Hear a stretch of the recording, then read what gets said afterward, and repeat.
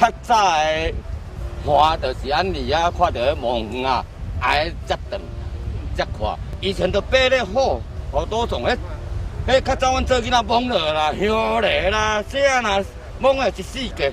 愈侵蚀愈内底吼，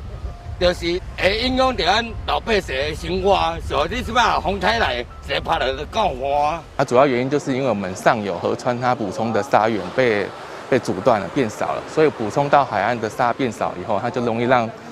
那个沙滩的变动产生一些变化。它原本在夏天是侵蚀，可是冬天会回淤的状况，因为沙源整体变少了以后，它可能补充的量变低了。那整个海岸线就会有慢慢退缩的一个趋势。沙源减少主要是有几个原因啊，大概是像我们有新建一些水库，可能把一些沙源去拦阻。那像我们山区的水土保持如果做得比较好的时候，那也会减少一些沙源顺着河川上游慢慢到海岸这样。那像水利署也有在做一些河川的一个疏浚。那这些沙原本它其实是要自然的回归到海岸来做补充的，也是被阻断。那另外一个原因就是因为我们沿岸会新建一些像渔港啊、商港一些大型的构造物，那它会有一些防波体，那这个防波体它也是阻断了我们原本就是海岸它沿岸流的一个流向，也会让一些沙碰到这些防波体以后，它就淤积在那里，那原本它可以再往回补充的部分就变成减少。现在所在的位置是我们七股区庆山港的沙洲，那它属于台江国家公园的一个特别景观区，所以我们会跟一般的海岸所看到一些工法会比较不一样。那因为这边是那个国家公园的特别景观区，所以会比较注重生态跟环境景观，所以我们采用的工法都是这种比较近自然的一个工法，像我们会取这种比较自然的那个竹子来做组装的一个打色。那还有像我们会施作这个沙场带，那它沙场带的主要的里面的沙来源也是从西湖里面去做一个抽取，等于是就地取材的一个部分，会对环境的冲击比较少。那打色竹桩呢，主要是为了让我们外海的波浪它去碰到这些竹桩的时候，可以有一个碎波的效果，让它的能量整个降低，才不会把沙带走。那做这个沙场带的部分也是一样，也是有一个挡浪的效果。因为它是有一个孔隙力的一个控制，所以波浪打到它的时候，水会从孔隙排出，那沙会留着，这样才不会说造成我们沙洲的那个犄角会被冲死。掌握施政3分钟，台南进步向前冲。针对沙洲与西湖的保育，我们台南市政府呢，现阶段采取的策略呢，有包括我们在沙洲外侧施作竹桩及沙场带，防止波浪侵蚀造成海岸的侵蚀，那并就我们西湖抽沙来填筑，达到人工养滩及西湖疏浚的双重效果。我们会与台江国家公园管理处还有民间团体一起来合作，由政府单位来设置海岸防护林的一个相关设施及养滩，加上民间的一个种植造林，那共同改善海岸线退缩的一个问题，打造一个绵延的沙洲海岸林，一起守护七股西湖及维护生物多样性，达到在地的经济、社会和生态永续的一个目标。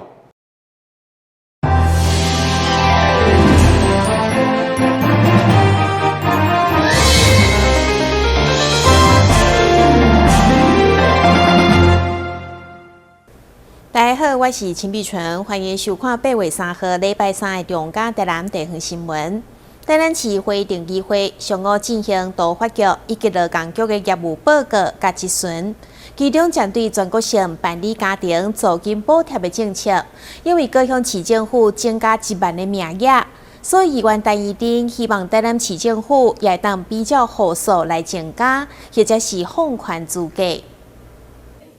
为减轻民众租厝的负担，中央通过300亿的租金补贴专案，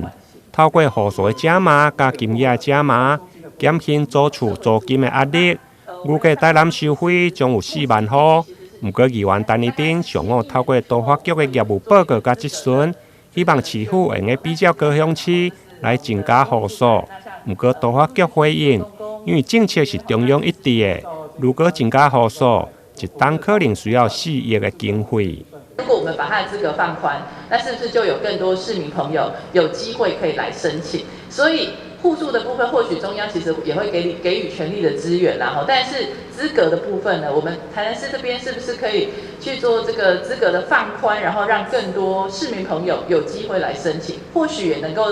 增加申请的意愿呢？因为这个资格条件这一次的话是中央统一规定，是。所以你这个台南市部门要资格放宽了，就等于市政府自己要吸收，要吸收。是，那我想高雄可以这么做啦，哈。那我想我们台南，因为我们也希望说有更多的市民朋友，不管是年轻的青年朋友啦、小家庭，或者是有育儿家庭，可以减轻他们的负担啦，哈。所以我想高雄有这样的做法了，不管是户数的加码，或者是资格的放宽，我想这对于民众来讲都是很有感的政策啦，哈。但当然。增加的资格放宽资格之后，它可能增加的这个部分要用到市政府的预算哈。但是我想，如果可以协助到市民朋友的话，我想大家还是很乐观其成啊。所以我想这个部分在资格上，局长这边是不是可以再来讨论一下？因为目前还是在申请期限当中啦，所以也是希望说局长这边可以再去思考一下，是不是可以对台南市市民有一个更好的做法。除了争取租金的补贴加码。另外，伫个城镇的项目改造方面，园区里里嘛批评，因为欠缺社区的连接，造成点甲点之间无多连接成一个面。如何推广城镇的发展？如果加上后续的维护欠缺，一寡校网桥或者是主教的计划，容易成为一个脏乱的点。对此，都发局长嘛回应，未来管理的维护嘛将列为审查的重点。台南新闻引跟杨顺怀采访报道。打造阳光电城，台南市为1809年开始规划公有停车场，建立太阳光电系统。目前已经完成22处。8月3號，縣北街停車場正式啟用，一檔發電量大約49萬度，等於是116戶家庭一檔的用電。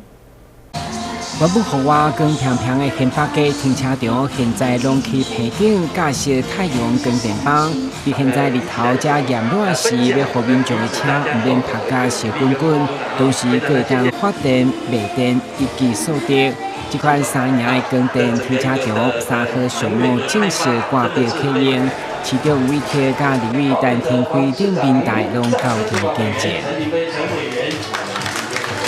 2、1，啟動！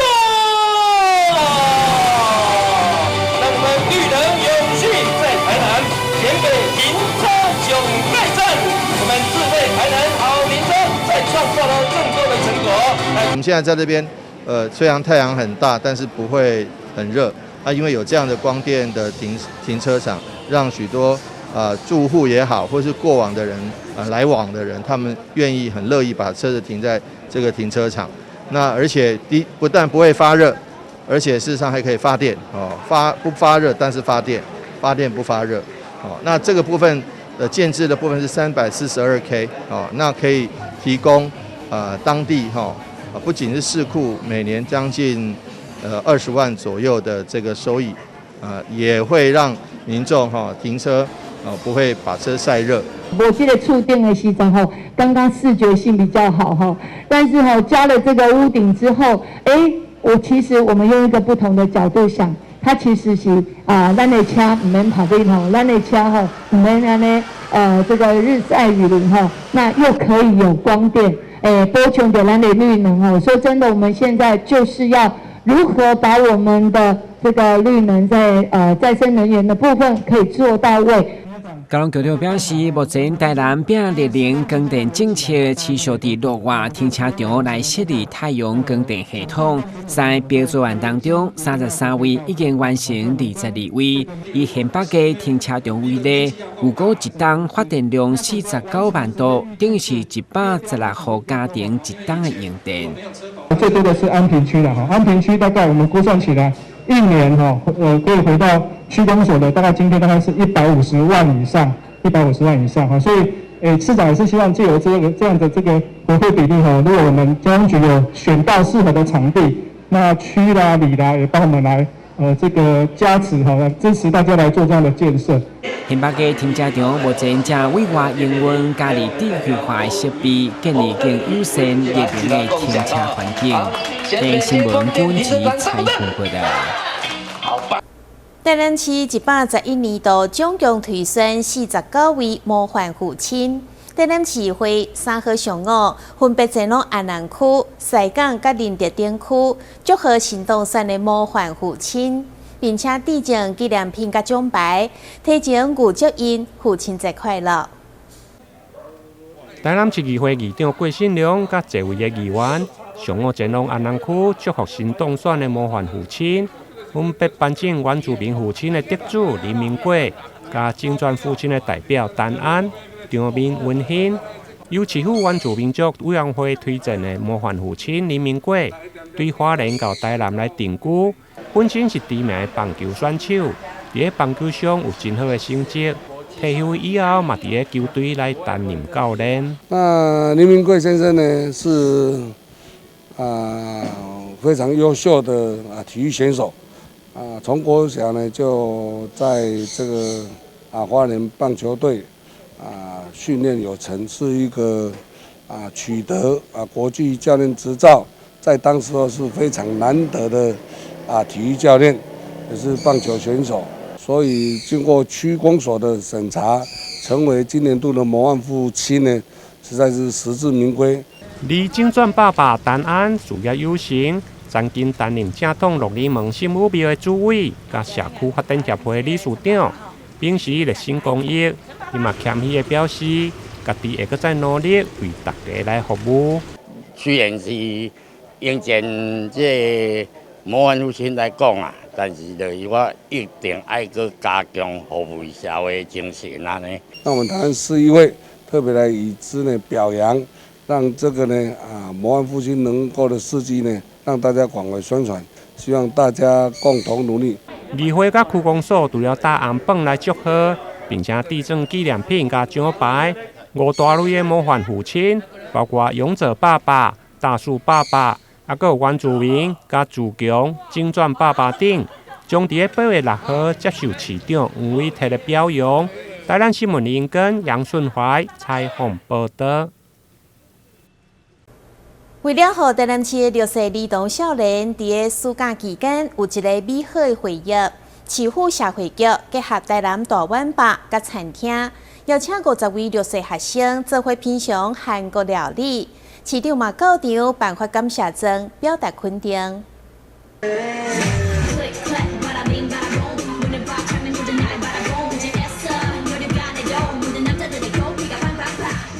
伫 SFC 歌舞团热情的舞蹈，金大卫不只是歌舞，2号这天正式进驻台南大碗吧公园店。为了让这场喜事更加有意义，迪川餐饮集团就特别邀请2号机构的学生来用餐。市长委特也亲自出席，并颁发感谢状，和远东百货、德川餐饮集团以及旗下的金大卫不只是歌舞餐厅。好，要帮我看一下右手边的媒体朋友。我们非常感谢远东百货公司公园店提供这么好的处所，能够让我们台南的民众有机会品尝这个红董布林加董蛮搞金大卫不只是歌舞。那也非常谢谢我们迪川餐饮集团，还有金大卫，不只是国舞集团能够有做很多社会公益。今天已经有好50多位孩子已经在里面用餐。我们好不容易从这个嘉义引进这个金大卫不只是国舞在我们这个台南做发展，而且它这个品牌看起来是金光闪闪跟我们这个5星市长一样金光相向希望这个业绩以后也是金光相向金大卫不只是歌舞，开幕一天，除了邀请50位小朋友吃好料，更是送出100张的餐券，提供给社会局所服务的家庭使用。希望经营事业的同时，也当尽一份企业社会责任。金大卫餐厅能如期开幕，今天希望借由黄市长的抛砖引玉，可以让更多的人投入公益活动。咱市长那做来甲咱管理，甲咱祝福真正多谢市长、社会局长交这媒体朋友，拢来甲咱管理，来甲咱看，来甲甲阮迄个赞助公菜。市长黄伟哲表示，社会局甲民间团体合作，已经成立29处离校社区照顾据点，各据点依照在地需求，提供适性服务，随时关心社区的囡仔。为确保弱势家庭学童袂因为寒暑假学校无共餐就摇巴肚，社会局另外嘛有结合爱心企业团体办理爱心餐食补给站计划，社会局的社工也会定期关怀访视，了解离校用餐情形甲生活状况。台南新闻张硕伟采访报道。目前正伫各地台湾文学馆展出的台湾动物文学特展，为开展以来，吸引不少大小朋友、动物迷、甲文青前往参观。现除了用新奇的科技装置来呼应百年文学，佮推出5米悬的大型纺织品艺术，非常有特色。国立台湾文学馆对暑假进前推出成为人以外的台湾动物文学特展。到目前，吸引不少的大小朋友、动物迷，甚至文青前来。台文馆的馆长苏硕斌表示，其实动物伫个人类的文学作品内底，从来毋捌缺失。对各种的动物图腾、生活写照、互动的情感，甚至拟人化的动物文学，拢写出人甲人以外各种的关照。即届透过新奇科技的装置。呼应横跨100年的文学篇章，要互民众无同款的体验。其实我是意外发现的，就是我老大跟老师有约，然后去参观别的展，然后我跟老二的话就来这边逛逛，然后就发现，这里有那个很可爱的动物文学，每一个图像，对，然后或者是每一个那个互动展。都超级有趣的，小孩超喜欢。那我们可以看到背后这样的一个装置，其实呢，它就是我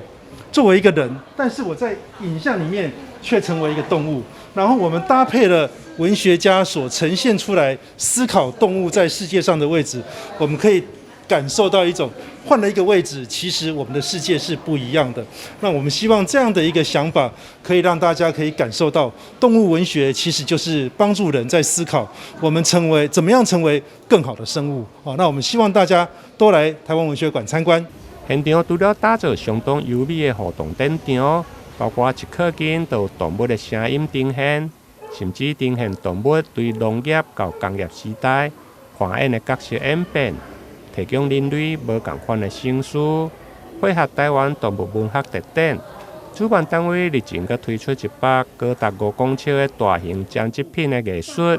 由新锐插画家佮剪辑品的艺术家廖义成共同打造，以台湾黑熊、云豹、梅花鹿、佮石虎等10多种的原生动植物的花纹，编辑出都市中的山林环境。设计师佮特别留有网格佮走道，邀请观众会用共同体验创作。现场充满科技佮十足的疗愈感。台南新闻林根采访报道。中嘉宽平结合国立台湾师范大学大众传播研究所，今年再度开办桌游设计工作坊，将推出2种新的媒体所用的桌游。和大众会当为耍桌游来认识假新闻的概念，甲公用频道的功用。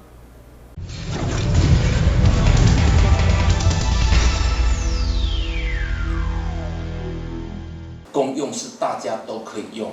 中嘉宽平与国立台湾师范大学大众传播研究所今年再度合作开办桌游设计工作坊，将透过6堂培力课程，推出2款新的媒体素养桌游。课程中，除了邀请台师大大传所陈炳宏教授带领学员了解假新闻与认识公用频道的禁用之外，也安排专业的桌游讲师引导学员掌握游戏设计的要领。其实像这次上课，我会特别提醒的就是，既然我们选择桌游和游戏了嘛，那我们当然娱乐性跟游戏性是要考虑到的。那如果只是单纯想要传递讯息的话，那可能还是会选择文字载体啊，或是书本。那我认为，其实桌游的编写、编撰啊，以及它的发想创造过程啊，它其实跟写作是相同的概念啊，只是我们有没有办法透过游戏的机制去传递我们自己想要传递的讯息。但我会强调的是，这件事情它必须要合乎真实，也就是它要合乎逻辑的。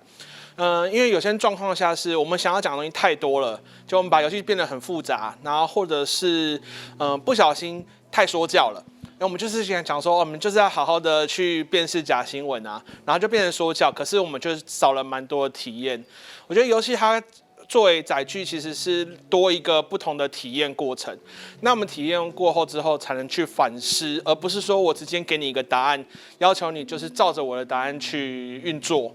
那我觉得这是桌游比较可以达到的地方。掌握技巧的部分嘛，我觉得第一个有点类似是考量到你的 TA 受众是哪些人，比如说你设计给高中生玩的游戏。但是你最后把它说哦，我是要给小学生学习媒体素养，可能这样就不是很适合。好，然后另外一个就是要适时的舍弃，因为你知道真的要讲假新闻或者讲媒体禁用这些东西啊，它是一个蛮大的议题。那它在整个系统运作，你要把它包进一个桌游，它其实是不可能达到的一个方式。好，或者是它有可能达到，或者是游戏会变很大。那这边就会遇到一个问题，这个游戏就可能没办法推广。我个人会认为，我们这次的目的是希望来推广这些概念的话，那它就必须要合乎大众还吃得下的范围。对，所以我会提醒他们，就是可能蛮多东西是要记得，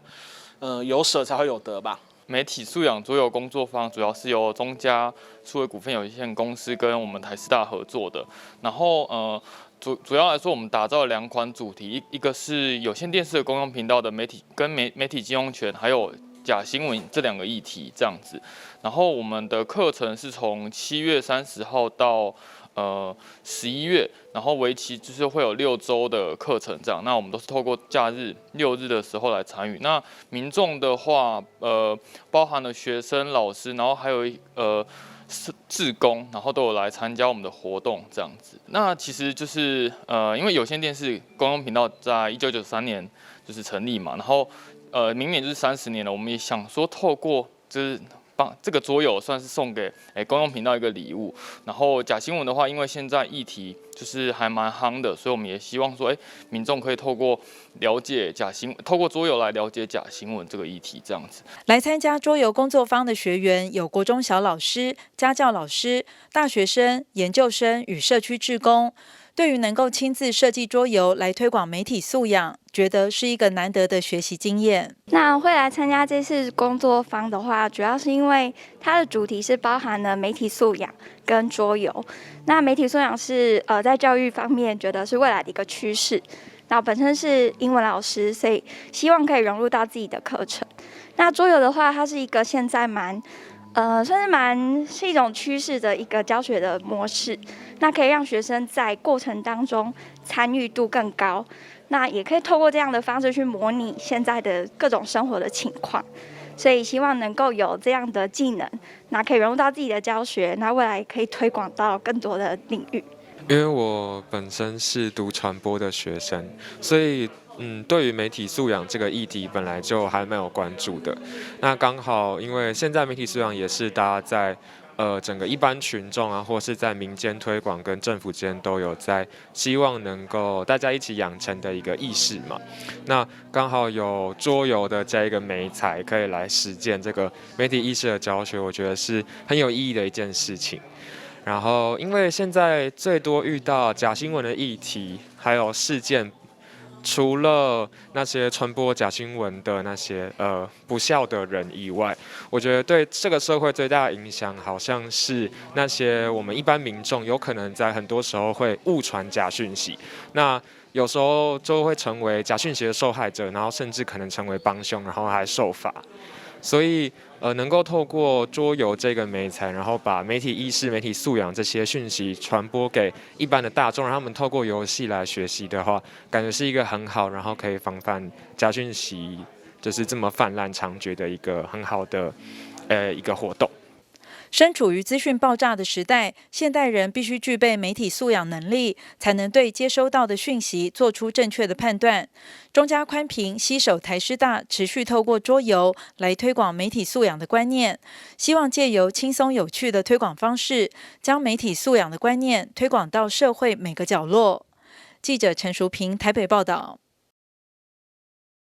感谢你收看8月3号的中嘉台南地方新闻，我是陈美纯，咱再会。